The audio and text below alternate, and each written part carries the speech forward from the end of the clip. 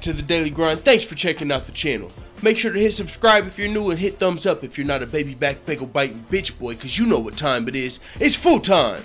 MMA. Holy flying flipping flapjacks, you heard it here. Second, Anderson Silva has popped dirty and is pulled from his UFC main event in Shanghai versus Kelvin Gastelum. Holy smokes, I don't even know what to say at this time. The article just came out on MMA Fighting 9 minutes ago. Microwave just came in and said, you ready to drop a bomb on the channel? I just got the word. How the fuck did Michael hear before me? I'll tell you how, because he was fucking on the Xbox with my cousin who got the fucking update, and he told him, and he told me, and now I'm telling you. Holy smokes! Anderson Silva, he tested positive once before for he got popped by USADA fight versus Nick Diaz. He was suspended for 1 year when he said it was from those dirty dick pills. Come to find out, you know, a lot of people didn't buy it, but hey, it was his first time. So it's Anderson Silva the GOAT. Hey, it's dick pills, whatever, you know what I'm saying? Same with Jon Jones. How interesting is this? Jon Jones and Anderson Silva used the dirty dick pill excuse in their first time popping dirty. Now they've both popped dirty again. That doesn't look good for either. Now, oh my God, this is insane. Both of the fucking GOATs, Jon Jones and Anderson Silva. And this really kind of puts a nail in the coffin. I mean, Anderson Silva, unless he goes to Bellator, there's no more UFC. He was, oh, that's so bad, dog. If you think about it, bro, Anderson Silva was the GOAT, man. Anderson Silva's the guy that got me into MMA. He's the guy that I watched like, what the fuck is this? This nigga's the GOAT. Oh my God, like that's what brought me into the sport. And now just to see his fall, I remember even watching just the first Weidman loss broke my fucking heart, and I was like, oh, it's because he was fucking with the man. What the fuck? You know, that was a joke. Then the leg broke, and I was like, no, you know, no. and then everything else has just been terrible since then. He was on like a 4-fight losing streak. Then he fought Derek Brunson, and Derek Brunson really beat him, but the judges raised Silva's hand because, you know, Silva can't go on a 5-fight losing streak. You know what I'm saying? I don't know what it is. He was in Brazil. The judges raised his hand in a fight that he lost, or he could arguably be on a 5-fight losing streak. People were talking about the possibility of Anderson Silva versus George St. Pierre. Now that George St. Pierre is back, boom, step on them fucking dreams.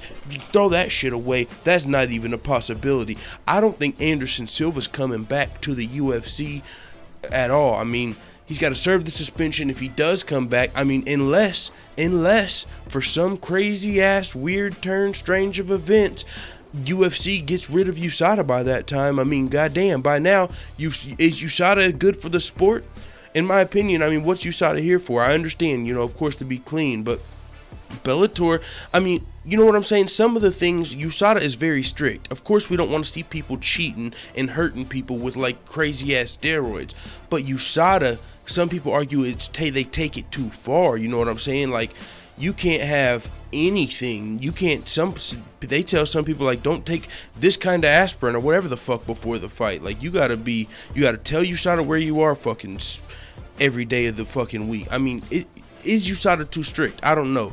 I mean, and on top of that, they're taking away such big fights from the UFC. They're taking away, now they've taken away Anderson Silva again, taking away Jon Jones twice, taking away Brock Lesnar, taking away Brock Lesnar versus Jon Jones, taking away like Frank Mir, taking away Chael Sonnen, taking away all these dudes that went to Bellator. That if USADA wasn't here, maybe we'd still have him in the UFC. Who knows?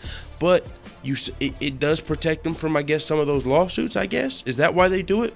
Or does it help them with branding, you know, to get on these bigger networks and get these, you know, these global deals? I don't know, man. I don't know, because Bellator seems to be doing fine without USADA, without they're clearly not the UFC yet, but Bellator's a close second. I don't know. So with that being said, man, Anderson Silva has popped. The UFC is looking for a replacement versus Kelvin Gastelum at UFC Shanghai. Holy smokes, man, it is what it is. Let the full-time family know what the fuck you think about this craziness in the comments. Damn it, USADA. Actually, I'm not out. This is the second time USADA's canceled this fight. Fun fact, I just realized that before I uploaded the video. The first time Kelvin Gastelum versus Anderson Silva was canceled was when Kelvin Gastelum was actually flagged by USADA, but it was for marijuana. And that's another thing that goes to, you know, is USADA too strict? But yeah, Kelvin Gastelum, you know, he was flagged for marijuana, pulled from his fight with Anderson Silva. I believe that was going to be in Brazil. This one was going to be in Shanghai. And that one, clearly wasn't as big of a deal because it was marijuana. Now, the only way you can get flagged for marijuana in the UFC, because the fighters can smoke, but you can't 24 hours before or 24 hours after the fight. So for Kelvin Gastelum to have got flagged and the fight be canceled versus Anderson Silva, I mean, I don't have the article up, but I'm pretty sure it was 24 hours before the fight. Because if the fight would have happened, like, it would have been overturned or something. But since it actually got canceled before it happened, it had to have been before the fight.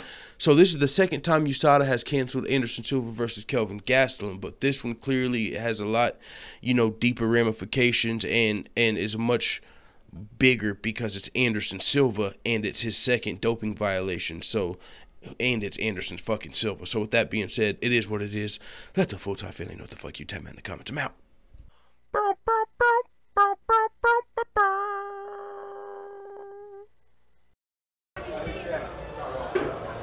Bye, Felicia.